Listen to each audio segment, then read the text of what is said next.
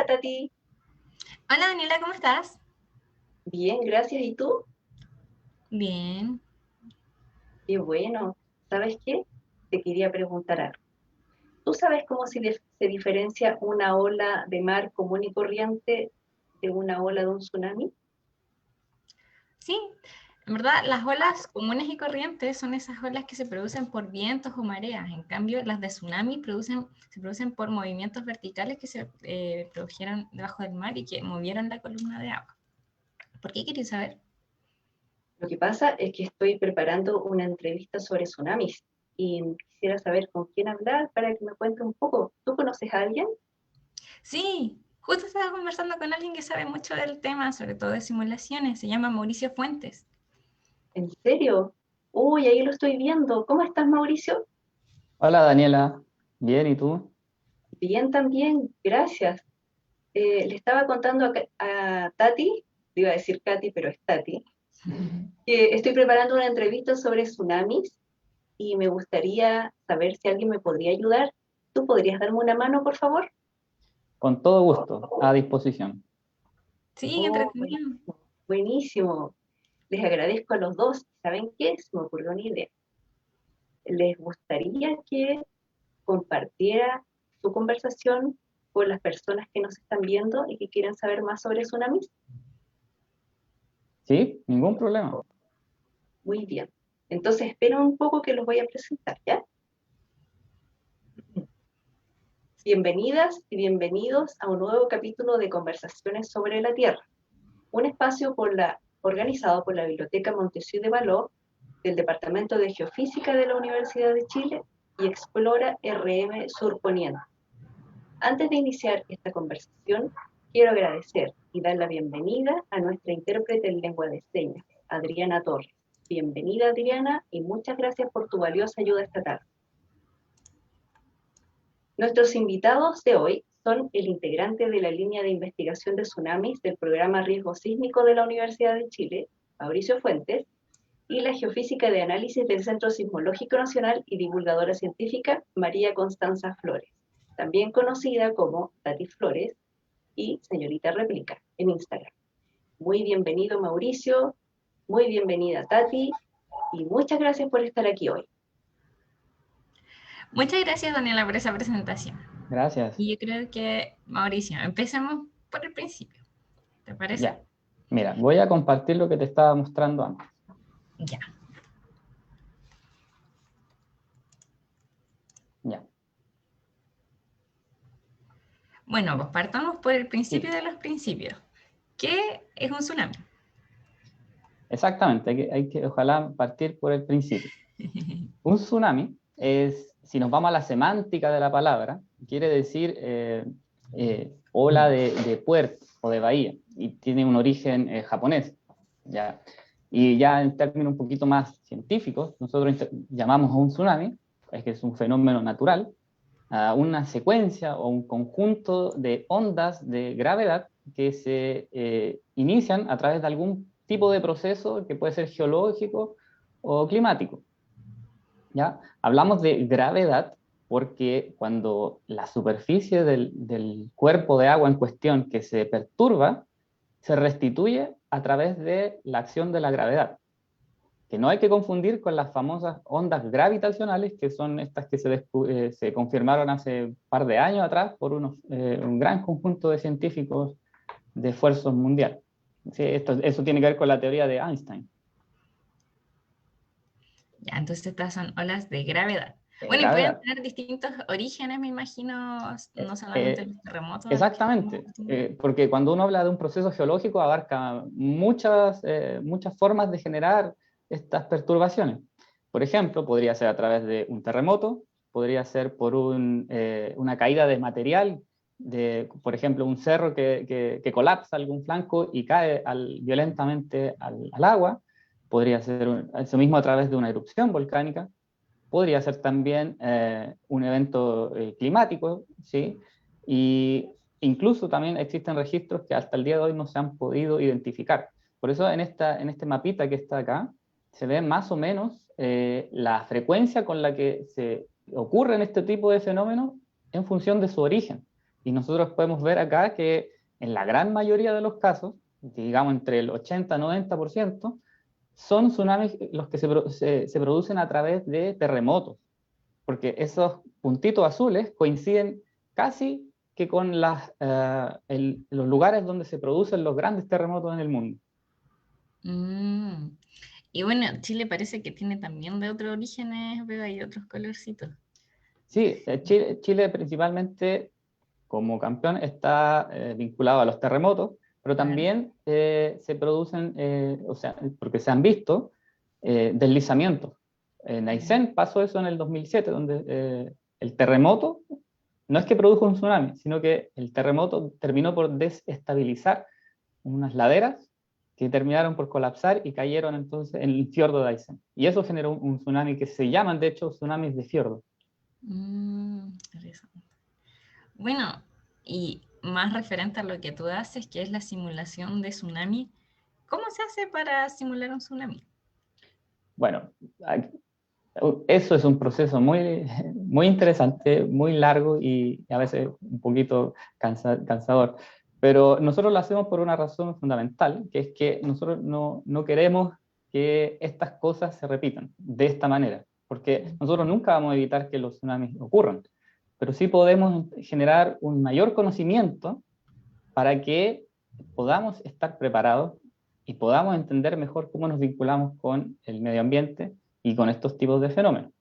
Entonces, para eso precisamente una herramienta muy potente es la simulación de los tsunamis.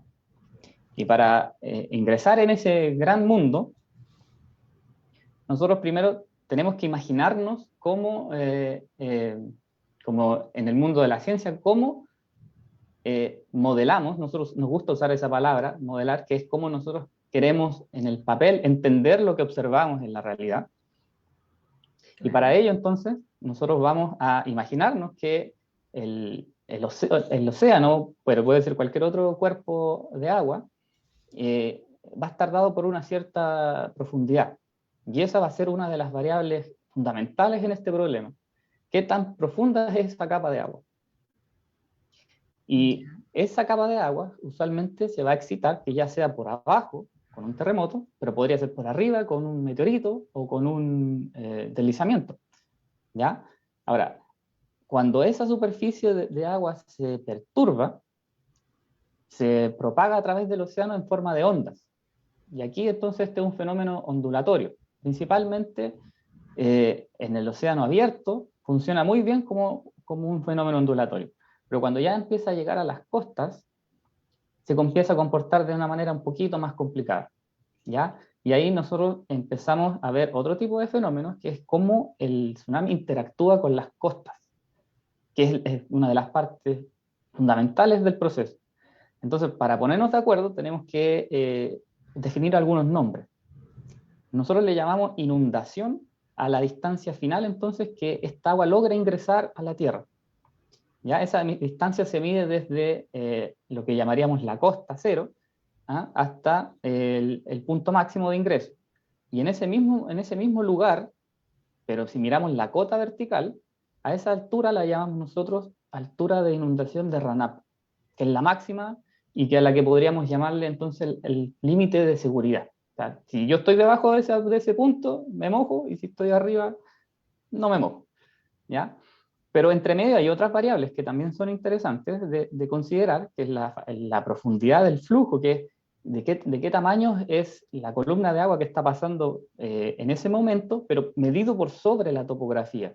¿Ya? Por eso también aquí empieza a jugar muy fuerte la forma que van a tener las topografías de las distintas estructuras costeras. ¿Ya? Entonces ahí empieza a jugar otro tipo de fenómeno que es un poquito más complicado de estudiar, pero también se puede hacer a través del proceso de simulación.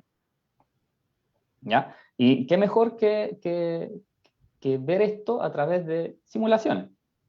Ya que estamos hablando de eso, veamos algunas simulaciones. ¿Cómo se simula? Sí, eso es lo que te iba a Claro, preguntar. allá voy. Para allá vas. Mira, eso es más o menos como muy simplificadamente podríamos imaginarnos el problema. ¿Ya? O sea, hay una perturbación entonces en el fondo del agua en este ejemplo, en el fondo del agua, que levanta una columna de agua, y esa columna de agua, como quiere volver a su posición de equilibrio, lo hace a través de una propagación de energía. O sea, propaga ondas sísmicas, ondas de tsunami, ¿ya? Claro. Y esas ondas, al interactuar con la costa, van a generar una inundación. Eso es en resumen. Ahora, para ver esto, el problema se vuelve un poquito más aburrido de lo que me gustaría que fuera. Un poco complicado. Yo me acuerdo de esas ecuaciones. Aquí, sí, mira, aquí hay dos cosas bien importantes. El problema de la modelación de fluidos en general, y esto aplica también para los procesos de fluido en la atmósfera, porque no deja de ser un fluido, claro. se hace a través de unas ecuaciones muy famosas, que se llaman, les dejo el nombre, se llaman ecuaciones de Navier-Stokes, que son en la primer cajita que está arriba, pero son unas ecuaciones terriblemente complicadas de trabajar. Sí. Son tan complicadas, y siempre me gusta contar esta historia. En matemática existen unas cosas que se llaman los 7 problemas del milenio. Ya. Y son unos problemas que fueron seleccionados por su complejidad y por su especial aplicación que podrían tener en el mundo. Y son tan complejos que la persona que los logre resolver recibe como premio $1 millón por cada uno. Ya. Esas son las pruebas que hay hasta el día de hoy para los matemáticos. Y una de esas preguntas es justamente la resolución de estas ecuaciones de Navier-Stokes. Y hasta el día de hoy no se han resuelto. De esos 7 problemas se ha resuelto solo uno, que viene de otra historia. Pero lo que nos convoca aquí hoy es un problema que de por sí completamente no está bien entendido. Entonces, ahí también surge la otra pregunta, es, bueno, entonces, ¿cómo lo hacen si la cuestión no está resuelta? ¿Cierto? Sí. Claro, lo que pasa es que ahí hacemos una trampa, pero es como una trampa buena gente, porque lo que nosotros hacemos, y que se hace en muchas partes de la ciencia, es que uno se sitúa en la escala de interés en la cual quiere aproximar el problema. Y lo que ocurre es que un tsunami, si bien puede generar muchas diferentes tipos de ondas, en realidad solo genera un cierto sector de frecuencias de ondas que se pueden vincular al proceso. Por tanto, todo el resto se puede despreciar porque no aportan mucho a la comprensión del fenómeno. Entonces, cuando hace uno de esas pequeñas triquiñuelas de eliminar ciertas dependencias que no son tan relevantes, o que no son muy relevantes desde el punto de vista físico, entonces uno puede simplificar, aunque no lo parezca, esas ecuaciones a otras ecuaciones que son la cajita que está abajo, y esas son las famosas ecuaciones de aguas poco profundas, que son las que transversalmente se utilizan hoy en día, con uno que otro término más o menos, pero que son las que se usan para modelar el fenómeno de tsunami hoy día. ¿Ya? Entonces es una pequeña trampa, pero eso es algo que está bien justificado y es aceptable. Claro. Ya, pero y después de eso, o sea, ya tú tenías estas ecuaciones medias feas matemáticamente, pero ¿qué haces con esas ecuaciones? O sea... Exactamente. Y esto también es algo que les pasa no solo a la gente que estudia tsunami, les pasa a la gente que en general hace simulaciones en ondas sísmicas, en procesos climáticos, en modelamientos de pandemias también. Todo lo que tiene que ver con simulaciones finalmente atrás está vinculado a la resolución de ciertas ecuaciones. Entonces, como te decía, pasamos de lo general entonces a algo un poquito más particular. Y esa particularidad nos permite entonces ahorrarnos grandes problemas. Ahora, ¿cómo nos saltamos entonces a lo que tú dices? Bueno, aquí viene la otra parte, donde también es un trabajo muy, muy extenso de traspasar todas esas ecuaciones que parecen no ser muchas, entonces a un código de computación, donde ahora hay que entrar al computador a programar, hay que hacerse amigo del computador y que nos ayude entonces a resolver ese problema. Ahora, ese entonces problema que planteamos desde el punto de vista de la física, de la matemática, hay que pasarlo ahora a un modelamiento numérico. Y esos desafíos no son menores, porque, bueno, de por sí es un gran trabajo el escribir todo esto en un código. Uno tiene que imaginarse el problema ahora en otro tipo de dimensión, ya en el computador. Ahí aparecen otros desafíos, el problema de las memorias, el problema de que el programa sea rápido, de que mi solución numérica sea o converja o se acerque efectivamente a la solución que debería llegar, porque podría darme cualquier cosa y yo estar dándote números que no significan nada. ¿Ya? Entonces ahí detrás hay un desafío gigantesco en el cual uno transforma ese problema de la física, de la matemática, de la geofísica, a el mundo entonces del análisis numérico y de la programación. También uno lo puede hacer, uno puede aprender a utilizar códigos que ya existan, pero eso tampoco deja de ser un trabajo complicado, porque cuando uno trabaja con códigos que no fueron hechos por uno mismo, es casi como ingresar a la mente de otra persona, a la receta particular que tiene otra persona. Entonces, te habrá pasado quizás en la carrera también, pero eso no deja de ser complicado. Entonces, por cualquiera de los dos caminos, ya sea aprendes a usar un programa existente o bien haces tu propio código, ambos caminos no son fáciles. Y el problema es que este tipo de programas no son como los programas que uno se imagina que baja para escuchar música en el computador. Estos son códigos que no existen de esa manera. En su gran mayoría ni siquiera tienen una interfaz gráfica. Es como para que la gente se lo imagine. Es ver básicamente eso, puras letras en una pantalla negra. Que al final, y uno después de mucho café, espera que se transformen en una simulación coherente con lo que uno espera, con lo que espera visualizar, dadas las observaciones que existen.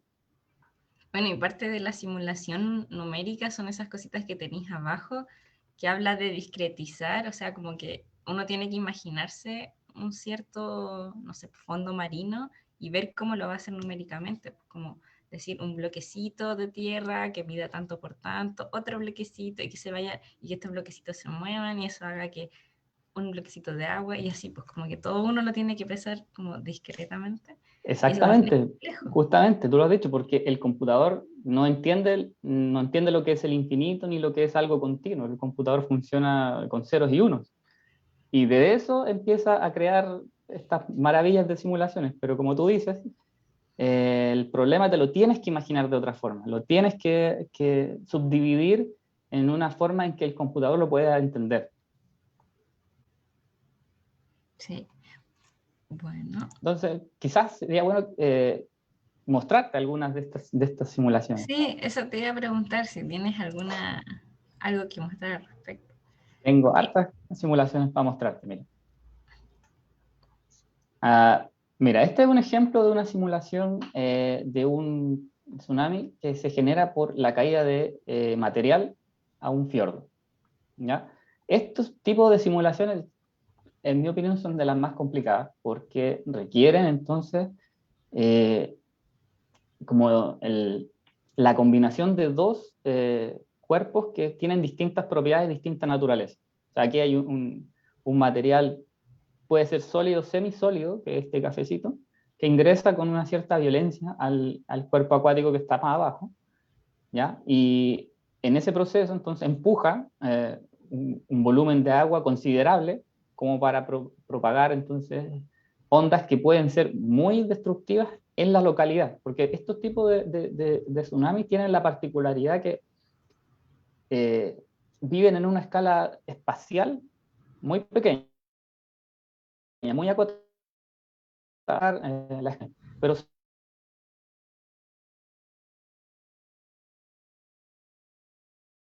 otro tipo de deslizamiento que el que tengo aquí un colega en la línea de tsunami del PRS que está trabajando en esto, que es un estudio ya más teórico. Imagínate esas ecuaciones todas locas y raras, para tratar de simular entonces cómo se comportaría, por ejemplo, un deslizamiento súper idealizado, ¿no? En una sección transversal de un fiordo, de un cuerpo sólido que ingresa a él. Y uno puede ver entonces que el fluido empieza a interactuar y que termina rebotando y oscilando de borde a borde. Este tipo de resultados salen del proceso de simulación. ¿Ya? Esto es lo que podríamos llamar de deslizamientos. ¿Ya? Por el Eso, otro lado, ¿tú te ¿sí? dedicas más a simular terremotos por deslizamiento o por otro tipo de fuentes, o sea, terremotos, tsunamis, perdón? Nosotros principalmente estamos trabajando, le hemos dado muy fuerte a los tsunamis que se originan por terremotos, porque esos son los que ocurren con mucha mayor frecuencia. Pero Ya. ahora estamos también ingresando al segundo lugar, que son los que se producen por deslizamiento. ¿Sí? No, esto ahora no te lo estoy mostrando como por algún orden específico, fue el que me salió. Ah, ya. Pero, por ejemplo, que es un tsunami por impacto de asteroide, en realidad aunque no lo parezca, es uno de los más fáciles de modelar numéricamente, pero son cuestiones que es difícil predecir cuándo esto pueda pasar. Esto no... Siguen estando más en un ala teórica, porque es difícil, como Sí. uno no los observa. No se ha visto ninguno de estos tipos en algún tiempo. Claro, hay teorías, claro, Hay- de observaciones de paleo tsunami, pero que como no tienen una explicación que no sea por terremoto o por tsunami, bueno, no podría descartarse tampoco eso, ¿ya? Pero finalmente esto se parece mucho más a lo que es arrojar una piedra al agua. Es lo más parecido. Sí, es igual, se ve igual que, sobre todo en el mapita. Exactamente, eso es justamente como tirar una piedra al agua, una piedra grande Claro, una escala bien grande. en un charco gigantesco. Claro. Por eso te digo, en términos de modelamiento no es tan complicado de lograr como el otro, el del deslizamiento, sin duda es el más complicado de todos. Y en el medio, podríamos decir, están los de terremotos. Este fue el que ocurrió no hace mucho, en Turquía, ¿ya? En el mar Egeo. Sí, sí me acuerdo de ese, que tenían una falla ahí en el fondo marino, estaba muy mapeada y de repente ocurrió un tsunami, o sea, fue un terremoto que se sintió muy fuerte Exacto, sí. en la ciudad que está ahí ladito, probablemente Samos, quizás. Sí, en Samos. Exactamente. Y esa cuestión, lamentablemente, también generó un tsunami, aunque por fortuna no fue de características importantes. Fue lo que podríamos decir un tsunami moderado. ¿Ya? No generó una mayor destrucción.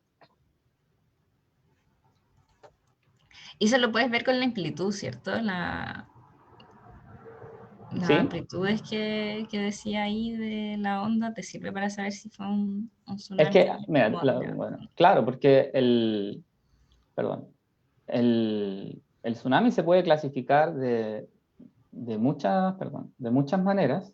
Una de ellas es por su amplitud, Ujú.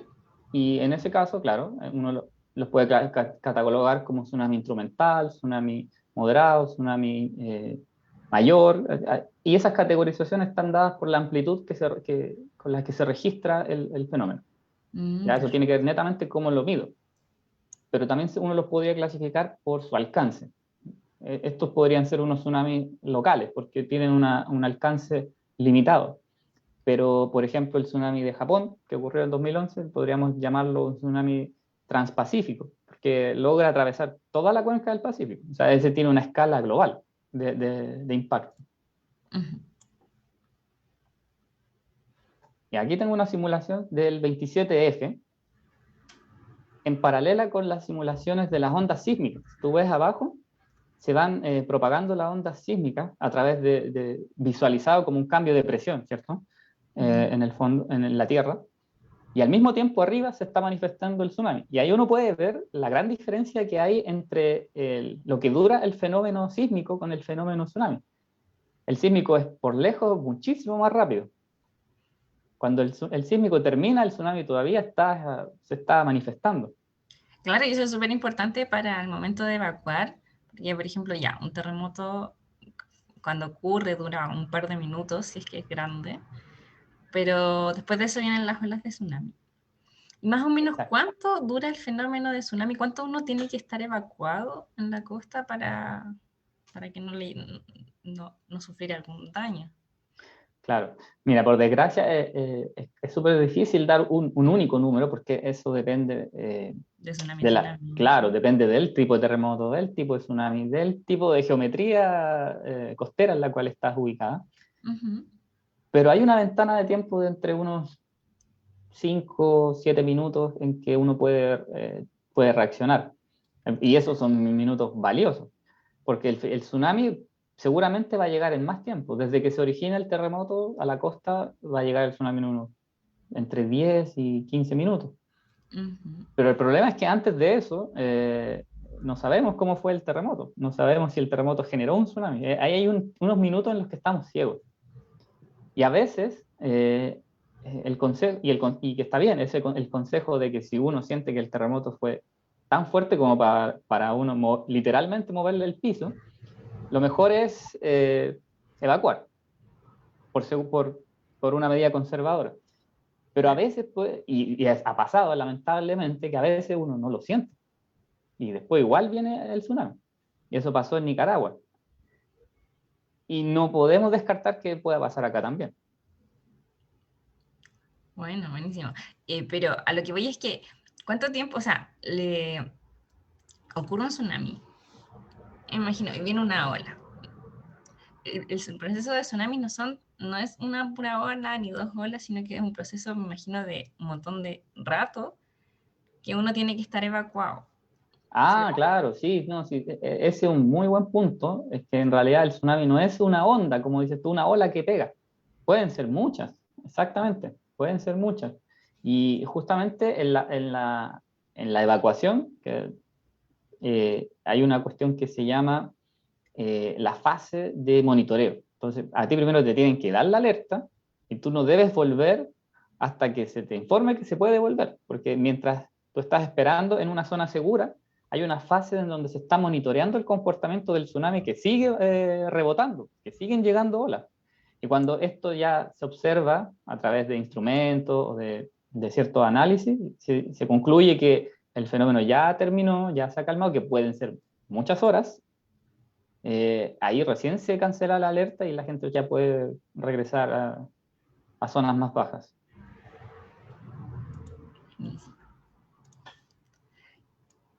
Y bueno, esa es Oye, una... Sí. Mauricio, te Uh-huh. tengo otra duda. Uh-huh. Bueno, tú me estabas mostrando aquí el de febrero del 2010. De hecho, hay gente que nos puso aquí en el chat que estuvieron presentes para ese terremoto. Pero yo quiero saber qué pasa con los que no han pasado todavía. O sea, ¿se pueden simular tsunamis antes de que ocurran? Ah, ¿Se ya. podría algo así en Chile? Mira, se puede, pero... Ah, mira, me quedaba atrás Ah, me mostrarte... quedaba esta pregunta, perdón por adelantarme. Esta me gusta más, de hecho, porque es la clásica que se muestra para mostrar el viaje de un tsunami a nivel global. Este es el caso de Japón. Y ahí tú puedes ver cómo más o menos se manifiestan este tipo de ondas a través de toda la cuenca del Pacífico. Y lo interesante que uno puede notar es que más o menos viaja como a la velocidad que se mueve un avión, cruzar de extremo a extremo. Y el resultado que te sale después de todo esto es quizá una imagen que todos han visto por ahí, que es típica que muestran cuando termina o cuando pasa un tsunami, que son estas famosas curvas que están acá, que es en la figura de abajo, que te dicen en qué tiempo iba el frente de onda avanzando. Esas cosas se llaman isocronas. Entonces ahí tú puedes ver, por ejemplo, en la hora 6, en qué parte del Pacífico iba avanzando en ese minuto, en ese momento iba avanzando el tsunami. O en la hora 22, y ahí tú puedes ver que entre Japón y Chile hay más o menos unas 22 horas del tsunami. Bueno, y esto de mandarnos tsunami entre nosotros a Japón y Japón a Chile y entre medio los neozelandeses, no es algo nuevo, me imagino. No, para nada. Sí, eso ya es parte, por eso los japoneses, como una civilización un poco más antigua, ya estaba consciente de este problema, de estos fenómenos. Sí, de eso te quería preguntar, quería justo conversar al respecto. ¿Has escuchado esa cuestión de los tsunamis huérfanos? No, a ver, cuéntame. Que hay, o sea, los japoneses tienen como una historia muy grande de tsunami, tienen como registro hacia más o menos como el 600, no sé, hace mucho tiempo. Entonces ellos tienen registro de tsunamis que les llegaron a la costa. Y que de repente haciendo historia como de terremotos, puede decir, oye, este terremoto de acá de Chile fue tan grande que hay justo un tsunami allá en Japón, puede que estén relacionados. Y hace poco salió un paper que leí por ahí, que hubo un terremoto que estuvieron haciendo como estudios de tsunami, o sea, en el norte de Chile, por tal. Hicieron un estudio y dijeron así como, oye, hay un tsunami que podría tener, no sé, no me acuerdo cuánta cantidad de tiempo, pero de aquí ya eh, pueden haber sido 1000 años atrás más o menos, pero justo hay un tsunami huérfano en Japón que no sabemos de dónde qué ocurrió.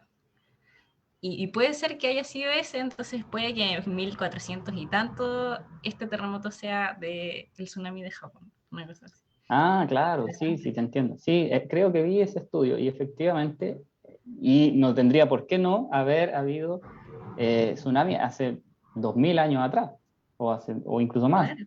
porque para este tipo de procesos la escala humana es insignificante. Sí. En la escala de tiempo me refiero. Entonces, para los procesos geológicos, 1000 años es un segundo lo que es para nosotros, estoy por decir algo, pero son así de diferentes esas escalas de tiempo. Uh-huh. Entonces, creo que me habías preguntado algo sobre los ¿Cómo podemos tsunamis. simular tsunami? Sí, como que estos fueron terremotos que ya ocurrieron, o sea, los Claro, simularon después de que ocurrieron como fue el tsunami. Pero ¿cómo se puede simular para cosas que todavía no han ocurrido?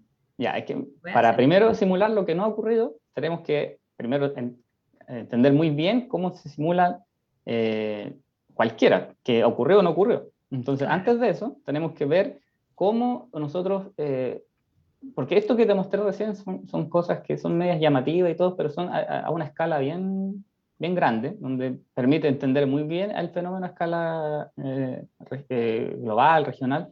Pero ¿qué pasa si nos vamos ya al área chica, a lo bien específico, a lo particular?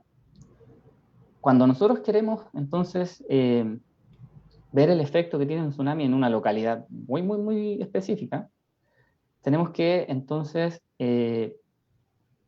hacer una simulación de datos muy, muy, muy detallada. Y el problema que tiene eso es que el costo computacional de hacer eso es tan grande que se vuelve el problema infactible. No lo podríamos hacer. Entonces, para hacerlo y poder dar una respuesta a ese problema, lo que uno hace es que hace un proceso de anidamiento en el cual, a mí me gusta llamarlo un zoom.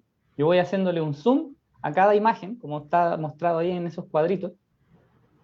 Cada flechita te muestra el zoom que vaya haciendo antes. Pero la gracia es que ese zoom va mejorando la resolución de la imagen con respecto a la anterior. Porque no es como un zoom nomás que yo hago y después veo que se va pixeleando la imagen.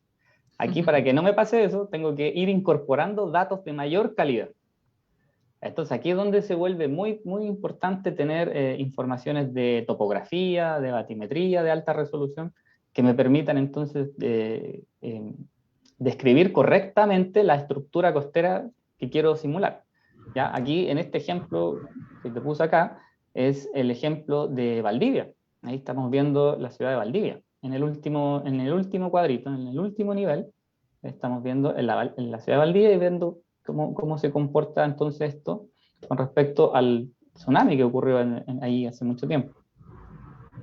Entonces, si tú ves, tú puedes generar una gran simulación en el nivel más grande y te vas acercando haciendo este zoom hasta el nivel que te interesa para poder ahorrar en costos computacionales, para poder entonces tener un problema que ya sí se vuelve manejable y factible de realizar. ¿Ya? Aquí Claro. estamos hablando que cada píxel de la imagen de la derecha tiene unos 30 metros. Ujú. Entonces, si yo quisiera mantener esos 30 metros en la escala del gráfico de la izquierda, o sea, a nivel país, el computador va a explotar. Cualquier computador va a explotar. Claro, Entonces, entonces tienes que ir acotando el tipo de problema, o sea, dónde quieres simular el tsunami, ¿no? sí, si tú quieres llegar a un nivel de detalle así como el de la figura gris que está a la derecha, Ujú. necesariamente hay que llegar a ingresar a un proceso de anidamiento porque el terremoto que originó el tsunami vive en una escala espacial mucho más grande, porque en este ejemplo, el de Valdivia, estamos hablando que hubo una ruptura cercana a los 1000 kilómetros. Entonces, es una área gigantesca que no me cabe en una región pequeñita. Entonces, necesito de alguna forma ir bajando de un nivel muy grande a un nivel muy chico. Y ese proceso de cómputo numérico es el que se llama proceso de anidamiento. Y ahí tú puedes ver entonces qué podría haber pasado en ciertas zonas costeras específicas de alguna localidad. Y aquí tú puedes ver en las zonas amarillas, rojas, donde en la simulación arroja que hubo mayor alcance del tsunami. En particular este de Valdivia es otra historia, porque en realidad Es un da gran para tsunami. mucho. Sí, en esa zona no se ve tanta afectación porque en realidad está muy protegida por esos canales y esos fiordos y esos ríos y esas estructuras muy complejas que hay al ingresar hacia allá. Pero distinto es la historia en Corral y Niebla, que está más expuesta al ingreso del frente de ondas de tsunami. Pero como te digo, esa es otra historia que da para una conversación entera. Oye, Y, pero espérate, acá nos tienen una pregunta uh-huh. respecto a, dado que estamos hablando de terremotos de Chile, que ¿cuál fue el último tsunami que se vivió en Chile, Ah, registrado en el país? ese es el terremoto y tsunami de Illapel, en el 2015, en el norte chico. Eh, por fortuna para nosotros, a eso lo llamamos un tsunami moderado, que si bien generó daños, no es ni cerca de lo que generó el terremoto del 2010 en términos de daño. Claro. Y después de eso, igual me imagino que deben haber habido uno que otro tsunami instrumental, que es eso que se le dice. Sí, bueno, claro, y en el mundo, pero si hablamos de Chile, Ujú.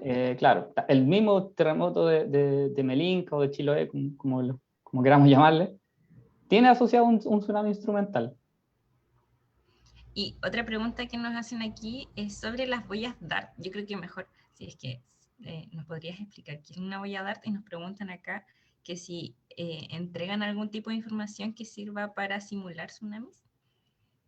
Ah, ya, esa es una buena pregunta. Es que, la pregunta, claro, yo te podría decir, ¿cómo ahora cuando yo te hablo siempre de que los modelos se vinculan con las observaciones?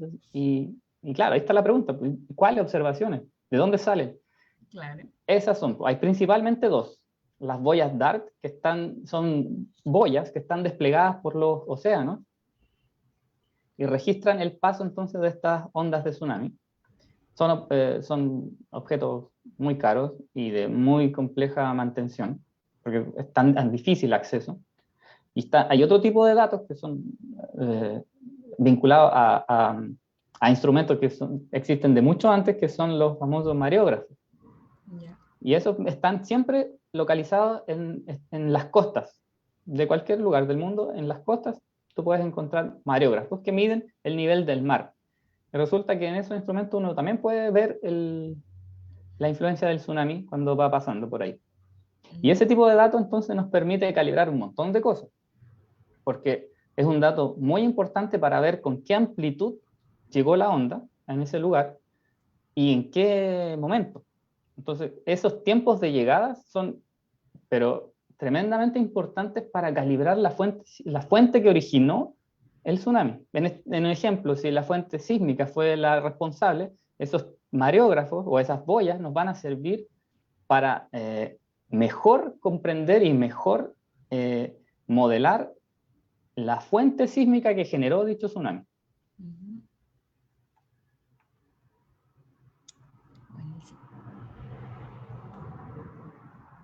Bueno, en Chile sí hay instrumentos, preguntan si hay instrumentos que permitan estos dos tipos de instrumentos que nos habla. Sí, Hay tenemos muchos mariógrafos. hay Eso, muchos mariógrafos sí. y entiendo que hay un poco de boyas Dart, pero son Hay algunas boyas dark más hacia el norte de Chile que están cerca de la costa, pero hay que tener claro que las boyas dark no son un tipo de dato muy valioso, pero no sirven o no están hechas para la alerta temprana en las cercanías, en la escala local.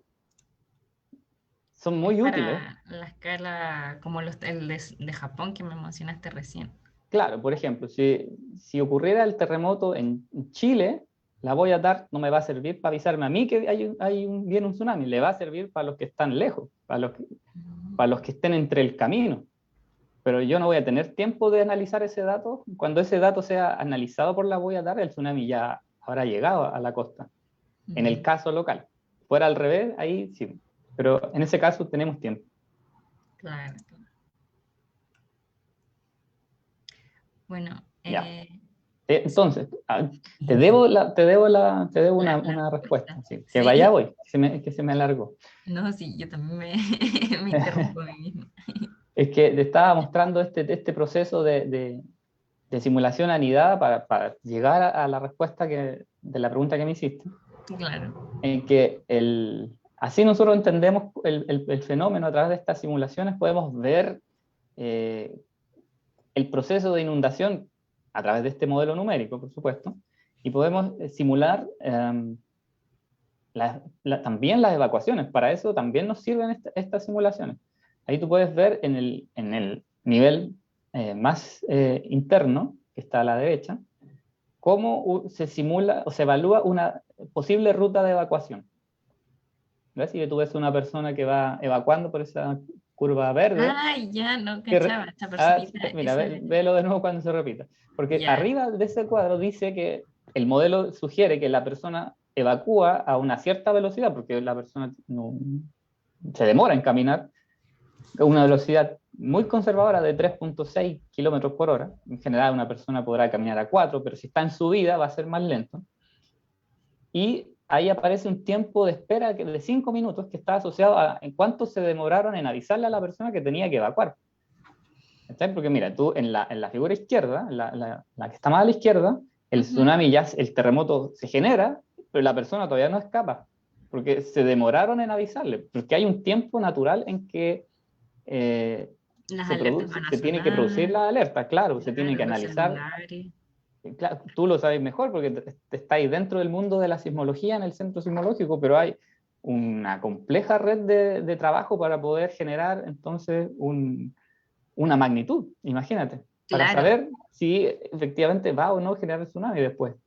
al menos en Chile cómo funciona es que nosotros el centro sismológico tenemos una cantidad de tiempo que son 5 minutos para informar al CHOA, que es quien da la alerta de tsunami, y después ellos tienen 5 minutos más para después emitir las alertas o no de tsunami.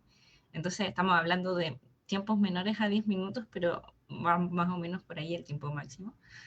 Que todo esto se retarda porque uno tiene que recibir información, procesarla, dar la alerta, al igual que ellos. Entonces, obviamente esta personita se va a demorar un par de segundos, aunque en realidad siempre la recomendación es que si hay un terremoto que no te deja mantenerte en pie, evacuar de todas formas. Entonces, esta persona Claro. debería haber Ahora, salido claro. antes. Ahora uno se tiene que poner en todos los casos que a lo mejor las personas están en un festival, hay una fiesta y no sienten o no sintieron no escucharon la sirena, no sintieron el movimiento, porque quizás ahí no se sintió tan fuerte. O quizás hay taco también, la gente Hay que evacúa muchas, en claro, hay muchas auto. variables. Entonces, por eso con estas simulaciones tú puedes jugar con la velocidad a la que va a evacuar la persona y cuánto te demoraste en avisarle a dicha persona.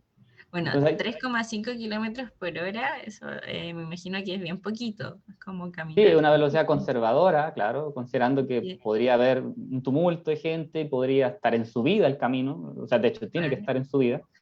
Podría La ser... velocidad máxima yo pondría algo así como lo acabo de googlear, que a cuánto corre Usain Bolt.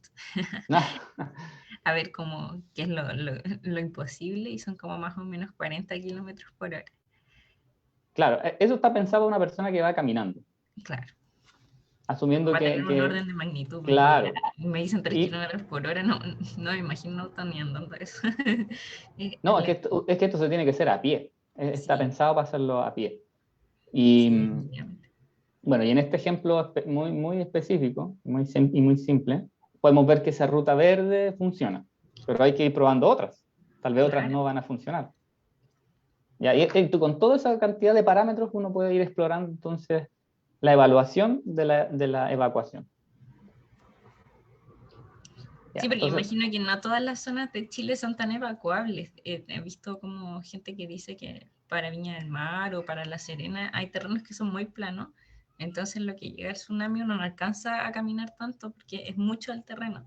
sí, Y cuando los terrenos son más empinados, uno alcanza a llegar a la altura necesaria para evacuar. exactamente. O sea, si de este análisis anterior de la persona que evacúa acá, concluyéramos que no existe camino posible por el cual la persona alcanza a escapar, tendríamos que buscar otra solución. Y una de las soluciones propuestas que hay hoy en día es la evacuación, en vez de la evacuación horizontal, es la evacuación vertical, donde ¿Qué hayan significa eso? eso, que hayan ciertas estructuras habilitadas para las cuales tú, en vez de escapar, te subas directamente. Imagínate Un que edificio. también, que claro, que también eso tiene cierta complejidad porque estamos suponiendo que las personas tienen la capacidad de subir escaleras. Claro, y tiene que ser una estructura que sí o sí se Resistente, mantenga en claro. pie, porque esto estamos asumiendo que es producto de un terremoto. Sí, porque recordemos que en un terremoto uno no puede usar ascensores, entonces tiene que ser todo manual. Claro. Entonces, en ese caso, tú tienes que evacuar hacia arriba. 30, 10, 20 metros, lo que se disponga para el caso, pero si no hay una salida horizontal, la que te queda es la vertical. Interesante, es un muy buen dato. Yo creo que en Chile no es tan común. En general las costas igual son bien empinadas, pero tienen que haber sectores en donde Chile es bien, quizás es necesario esto de la evacuación vertical. Claro, y ahí es donde entonces tenemos que estudiar, tenemos que Claro, trabajar hay que simular. y hay que hacer harta simulación. Sí. Ya. Entonces, hablando entonces un poquito, como seguimos, para seguir el hilo, antes de que me pierda, Claro, de la alerta temprana, en este caso, como tú en el centro sismológico nos vas a proporcionar una información muy rápida y de alta calidad, nosotros la vamos a tomar y la vamos a transformar entonces en información sensible para poder generar un tsunami y ver si rápidamente tenemos que tomar la decisión de evacuar o no. ¿Ya? Y en ese caso, lo que se puede hacer es hacer una pequeña trampita de las que te hablé al principio, de esas de simplificar un poquito el problema, ¿ya? para mantener una precisión suficiente, pero ganar aún más poder computacional. Entonces, si yo soy capaz de entregarte una simulación en cuestión de segundos, pero ojalá menor a un minuto, todavía estamos en un tiempo razonable para considerarlo dentro de la alerta temprana. Entonces, al tú darme la información sísmica y yo no sé, en menos de un minuto, transformártela en información de tsunami, para que tú decidas si hay que evacuar o no, es el desafío entonces actual. Y debo decir que hay gente ya en el departamento y en la línea que está trabajando en eso, y le tengo harta confianza que va a salir un producto bastante útil para la comunidad, no solo de carácter académico, sino ya de una aplicación concreta, Claro, carácter operativo y ya. de carácter Ciencia. operativo, exactamente, y que ya viene a ser un trapasije de academia a la sociedad. Pero la simulación, o sea, lo que existe hoy en día, no lo que están trabajando ahora como para innovar, sino que yo tenía entendido que uno era un poco lento simular tsunamis, que necesitaban computadores muy buenos y que se demoraban varias horas en hacer la simulación de un tsunami. Claro, mira, al poder de cálculo que tenemos en la universidad, más o menos, y a un nivel eh, eh, razonable de tamaño de la simulación, se podría demorar, estamos hablando de un par de horas, de un orden de 5 o 6 horas. Ya. ¿Ya? Podemos hacer otro ajuste y llegar y bajarle un poco más de tiempo. Pero sigue siendo infactible. Entonces, ya, ok, podemos buscar entonces alguna técnica de computación en paralelo que nos ayude a fortalecer eso. Claro, se puede hacer, pero ahí estamos bajando quizás a una media hora, quizás, que sigue siendo infactible. Nosotros necesitamos Claro, llegar a para media claro, hora ya el tsunami ya llegó. exactamente. Entonces Mm, necesitamos llegar a tiempos que sean menor al decente. minuto, Claro. menor al minuto. Entonces, lo que te digo, hacemos una pequeña trampita, de esas trampitas buena gente, en la cual simplificamos un poquito el problema, pero sin perder la naturaleza de lo que se está haciendo, sin perder la naturaleza de lo que estamos simulando, pero que nos permite ahorrar mucho costo computacional. Y a la vez, usando ese poder de cómputo en paralelo, uno puede llegar efectivamente a ver esta figura que estamos viendo en pantalla, generarla en menos de un minuto. Y esa figura se puede transformar finalmente en información muy útil y de muy fácil interpretación, en la cual tú puedes segmentar el territorio, ya sea por regiones, provincias, comunas, la subdivisión que tú quieras, y asignarle entonces niveles de riesgo. Y esos niveles estarán determinados por alguna entidad responsable, pero tú puedes entregarle entonces ese mapa que es de muy fácil interpretación y en muy poco tiempo. Y el tomador de decisión verá lo que hace entonces con esa información. Bueno, y están trabajando en eso. Sí, mira, Claro. hay un proyecto que ya están dando que esperamos que de aquí a un año más, sí, un año y medio más, ya esté al menos en fase de prueba. Así que ha sido harto trabajo y se sigue trabajando y yo creo que eso como te digo, va a salir algo muy bueno de eso. Y ahora sí, no te hago esperar más, te voy a la pregunta que me hiciste desde el principio, que te estuve Envenenando. divagando un poco, pero me estaba preguntando de los famosos, cómo simular cosas que no han pasado.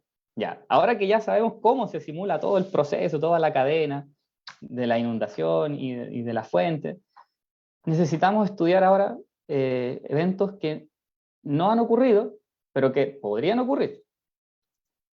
Para hacer eso, primero tenemos que entender las sensibilidades que tiene este problema y la debilidad del modelamiento que existían hasta hace no muchos años. ¿Y por qué es importante? Porque, como te digo, no hace muchos años los tsunamis se modelaban suponiendo que todo el terremoto se genera en un instante de tiempo y de forma pareja, que es la que uno como podría imaginárselo como las figuras de arriba, ¿ya? De la izquierda arriba, una zona donde se rompe la tierra, donde se genera la ruptura sísmica, pero que el deslizamiento entre las placas ocurre todo parejito. Y nosotros sabemos que eso es una simplificación un poco fuerte, Irreal. claro, porque la naturaleza Las tiende a ser rocas un no son poco tan más compleja. homogéneas. Claro. Exacto. Entonces, ¿y por qué?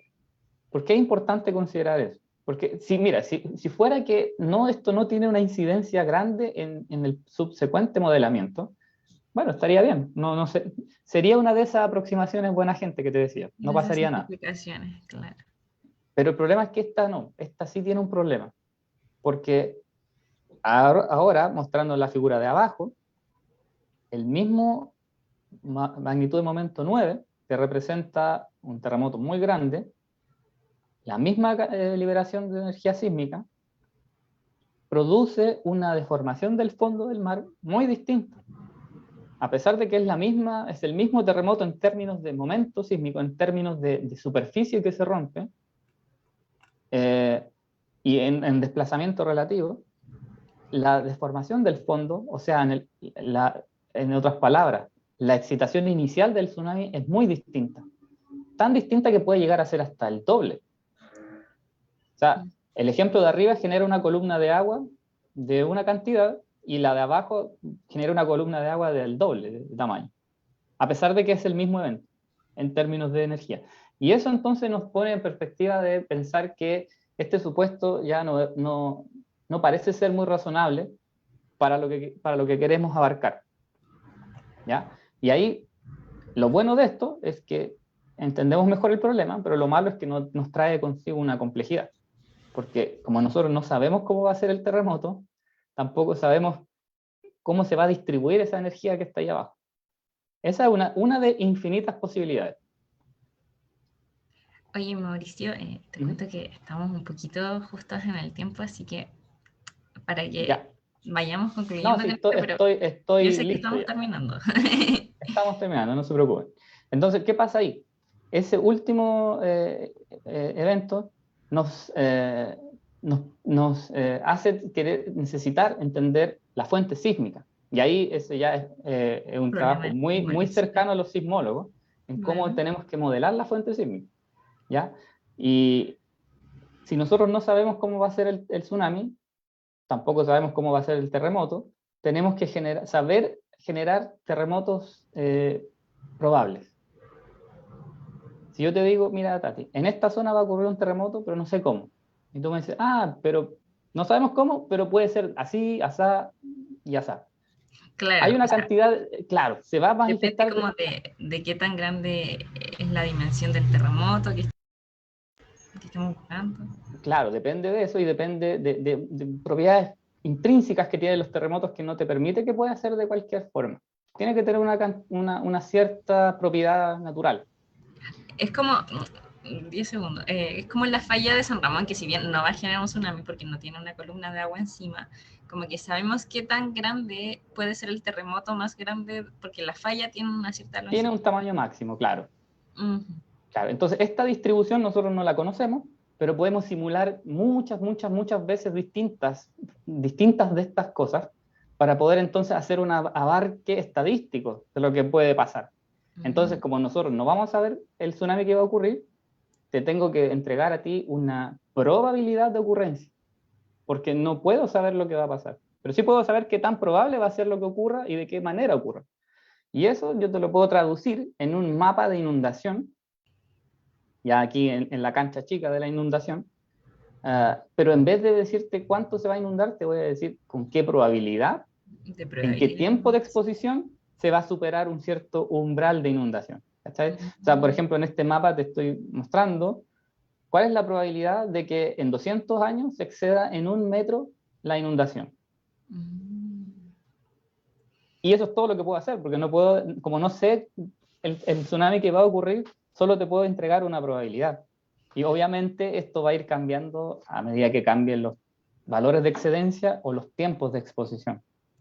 Y me imagino, bueno, esto tiene aplicaciones directas para una de las últimas preguntas que nos hicieron, que hay construcciones en las zonas de inundación. Entonces, si esta información científica llega a los tomadores de decisiones o no en cuanto a construcción, ¿tú sabes algo al respecto? Esto sería muy parecido a lo que se hace en la ingeniería civil, cuando se paran edificios y se ve cuál es su nivel de exposición a ciertos tipos de aceleraciones que se pueden generar en ese tipo de suelo específico en el cual se paró el edificio. Y acá lo mismo. Si tú paras una estructura en la costa, tendrías que ver cuál es la probabilidad de que esté golpeada por una ola de cierta magnitud en cierto intervalo de tiempo. Así que ahí este análisis ya vas a ser muy parecido a lo que se hace en la ingeniería. Claro. Así que bueno, como te decía, si ya hayamos terminado, aquí les dejo un poco un resumen de todas estas preguntas que estuvimos conversando, que fueron muy buenas preguntas, de hecho. Y bueno, para no alargarnos más, dejo entonces esta presentación hasta acá y le agradezco por el espacio que tuvimos para conversar sobre algo que para nosotros es muy importante. Muchas gracias, Mauricio, por haber compartido todos tus conocimientos de tsunami. Algo muy interesante en la charla. A ustedes, gracias. Sí, súper interesante. Muchas gracias, Tati, muchas gracias, Mauricio. faltaron algunas preguntas por responder, pero realmente el contenido de lo que nos entregaron es súper interesante y fue presentado de una manera muy dinámica, así es que les agradezco mucho. Y también quiero agradecer a Adriana, que nos ha estado ayudando con la simulación, perdón, la simulación se me quedó pegada, la interpretación en lengua de señas. Muchas gracias, Adriana. Y bueno, antes de que se desconecten, todas las personas que nos están viendo por Zoom y redes sociales, hay un enlace para que evalúen esta actividad. Les pedimos que por favor lo respondan para que nos cuenten sus inquietudes, sus comentarios y sus sugerencias para que podamos ir mejorando este espacio. Y de esta manera estamos concluyendo un nuevo capítulo de Conversaciones sobre la Tierra, que es organizado por la Biblioteca Montesquieu de Vallaux del Departamento de Geofísica de la Universidad de Chile y explora región metropolitana surponiente. Queremos agradecer especialmente el apoyo de la Biblioteca Central de la Facultad de Ciencias Físicas y Matemáticas de la Universidad de Chile y también de la Vicerrectoría de Extensión y Comunicaciones de la Universidad de Chile por su apoyo en esta transmisión. Esperamos reencontrarnos pronto en una nueva entrega de Conversaciones sobre la Tierra y les digo hasta la próxima y cuídense mucho. Chao, chao. Chao, Chao, gracias. chao Mauricio, chao Adriana, chao a todos.